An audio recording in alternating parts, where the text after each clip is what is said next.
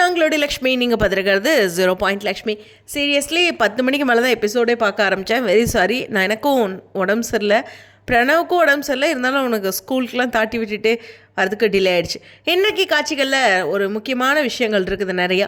அதில் ஃபஸ்ட்டு நிவின் கிளியராக யமுனா வேண்டாம், அந்த டைவர்ஸ் மூவ் அப்படிங்கிறதெல்லாம் இல்லை. ஏன்னா நமக்கு நிவினை பற்றி நல்லா தெரியும், என்னவாக இருந்தாலும் தாங்குகிற ஒரு மனிதன்.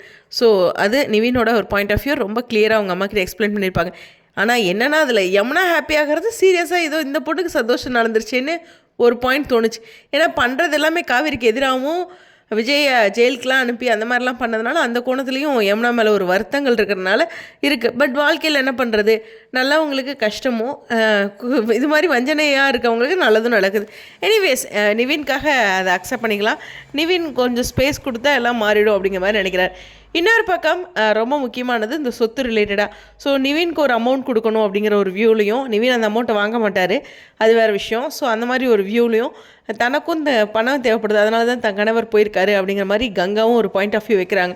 இதில் டிஸ்கஷன் அகைன் வந்தாலும் இந்த பாயிண்டெல்லாம் அம்மா வந்து சொல்லி காவிரியோட மனசையும் மாற்றுறதுக்கு சான்சஸ் இருக்குது. இது ஒரு பக்கம் இருந்தாலும் ஃபஸ்ட்டு ஹாப்பி நியூஸ் சொன்னது நிவின் டைவர்ஸ் இல்லைன்னு சொன்னது.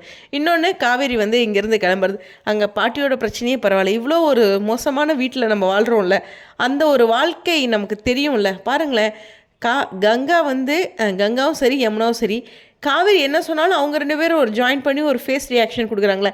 எனக்கு இந்த உலகத்துலேயே ரொம்ப ரொம்ப பிடிக்காத விஷயம் எதிரிங்க பண்ணுறது, துரோகம், அதெல்லாம் விட்டுருங்க. நம்ம கூட டெய்லி இருக்கிறவங்க இந்த மாதிரி பண்ணிகிட்டு இருக்கிறது எனக்கு உலகத்துலேயே ரொம்ப ரொம்ப பிடிக்காத விஷயம். அப்புறம் என்ன இருக்குது நம்ம வாழ்கிற வாழ்க்கையில் அப்படின்னு நான் அடிக்கடி நினைக்கிற ஒரு பாயிண்ட்டுங்க.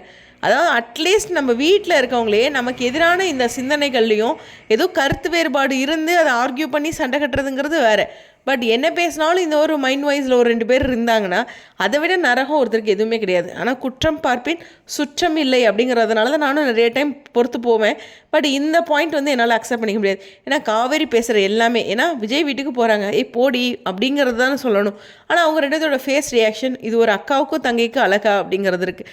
ஸோ இது அந்த பொண்ணு எந்த சூழ்நிலையில் கல்யாணம் பண்ணிச்சு, குமரனால தான் அந்த கல்யாணமே நடந்துச்சு. கங்காவுக்கும் பழசை மறக்கிறதும் செஞ்சதை மறக்கிறதும் ஒரு என்ன சொல்கிறதுனா ஒரு பாயிண்ட் ஆஃப் வியூவாகவே போயிடுச்சு. ஆனால் இதை அவங்க எக்ஸ்பிளைன் பண்ணுவாங்க, இந்த சூழ்நிலை அந்த சூழ்நிலை. பட் இதெல்லாம் என்னால் என்ன எக்ஸ்பிளைன் பண்ணாலும் அக்செப்ட் பண்ணிக்க முடியாது. ஸோ அந்த மாதிரி ஒரு சூழ்நிலை. பட் அம்மா புரிஞ்சுக்கிறாங்க, பரவாயில்ல, ரொம்ப ஹாப்பியான விஷயம். ஸோ என்னமோ எனக்கு தெரிஞ்சு பாட்டி திட்டுறதே பரவாயில்லன்னு தோணும். எப்பயுமே எங்கேயோ ஒரு பக்கம் நம்ம இருப்போம், ஓகேவா, அந்த இடத்துல பிரச்சனை நம்மளை திட்டுறாங்க அப்படின்ட்டு அதை விட இன்னொரு இடம் பெட்டர்ன்னு நினைப்போம். ஆனால் இதுவே பரவாயில்ல அப்படின்னு தோணும். கணவர் வீட்லேயுமே சங்கடங்கள் இருந்தாலும் நம்ம கணவர் வீட்டில் இருந்தால் தான் நமக்கு அழகு. இன்னொரு பக்கம் போனோம்னா இது மாதிரி எல்லா விஷயங்களையும் ஃபேஸ் பண்ணி தான் ஆகணும். அதனால் கணவர் வீட்டில் இருக்கிற எல்லா கஷ்டங்களும் நம்ம வீடுங்கிற ஒரு பாயிண்ட் ஆஃப் வியூவில் பேசலாம். அங்கே வந்து அண்ணனோ தம்பியோ அது மாதிரிலாம் இருந்தால் இன்னும் டேஞ்சர். எனக்கு அம்மா ஒருத்தருங்கிறனால பிரச்சனையே இல்லை, அதாவது அம்மா வேறு யாரும் இல்லை அப்படிங்கிறனால. பட் மற்றவங்களாம் இருந்தால் எனக்குமே அங்கே அடிக்கடி பிரச்சனை தான் வரும்னு நானே நினச்சிருக்கேன். ஸோ அந்த மாதிரி ஒரு விஷயம் இருக்குது. ஸோ ரொம்ப ரொம்ப ஒரு முக்கியமான எபிசோட், நிறையா வாழ்க்கைக்கு புரிதலான எபிசோட். நான் எப்பயுமே அதை வந்து வாழ்க்கையோடு ஒப்பிட்டு பேசுவேன். இன்றைக்கான டிலேக்கு ரொம்ப சாரி, ஓகேவா, புரிதலுக்கு. ஸோ கோல்டு மட்டும் இன்னும் இருக்குது. ஃபீவர், குளிர்காய்ச்சல் இருந்துச்சு, எனக்கு சரியாயிடுச்சு. பட் ஃபீவர் லேஸாக இருக்குது, கோல்டு ஸ்டார்ட் ஆகிடுச்சு, ஓகேவா. உங்களுடைய கருத்துக்கா ஸ்டேடியம்.